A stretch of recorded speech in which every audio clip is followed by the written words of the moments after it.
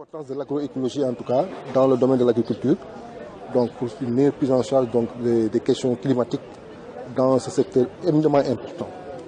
Comme je l'ai dit tantôt dans la salle, donc, nous vivons les questions de changement climatique et qui parle de questions de changement climatique parle des questions d'adaptation.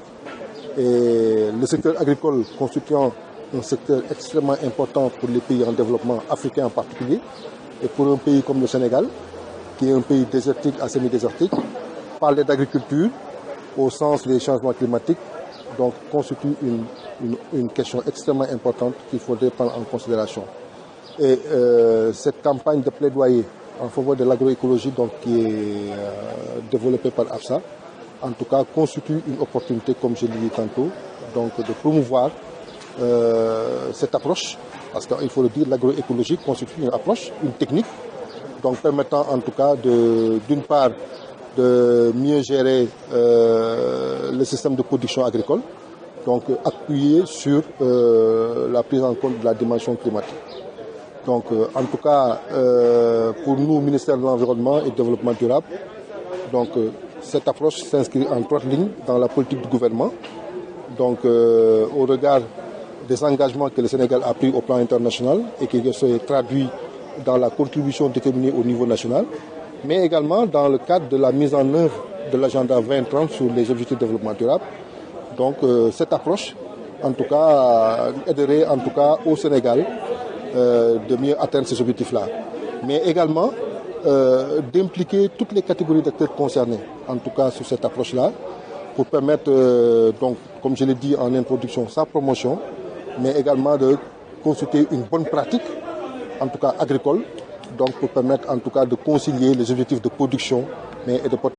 Oui, peut-être dire dans un premier temps que AFSA est la plus grande organisation de la société civile africaine qui promeut la souveraineté alimentaire en utilisant l'agroécologie. L'AFSA a plus de 37 réseaux qui sont membres. Donc les réseaux sont des membres et sont présents sur plus de 50 pays de l'Afrique. Ici, le programme ou bien la campagne sur l'agroécologie comme réponse au changement climatique a été le fruit de 13 organisations qui se sont réunies. 13 organisations travaillant sur plus de 30 pays dans l'Afrique qui se sont réunies pour en tout cas drafter, pour faire un projet de campagne en faveur de l'agroécologie en réponse au changement climatique.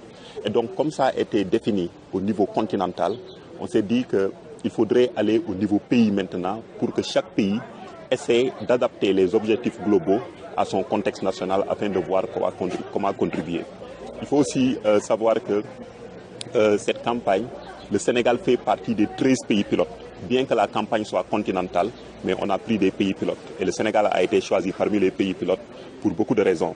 D'abord, le président qui s'est engagé dans son PSE vert, donnant l'agroécologie comme un des piliers phares. Il y a aussi l'agroécologie, la FAO qui a désigné le Sénégal comme un des pays champions en matière d'agroécologie. Et il y a eu une bonne dynamique des acteurs en matière d'agroécologie. Donc pour toutes ces raisons, le Sénégal fait partie des pays qui ont été choisis pour conduire la campagne parmi les pays pilotes.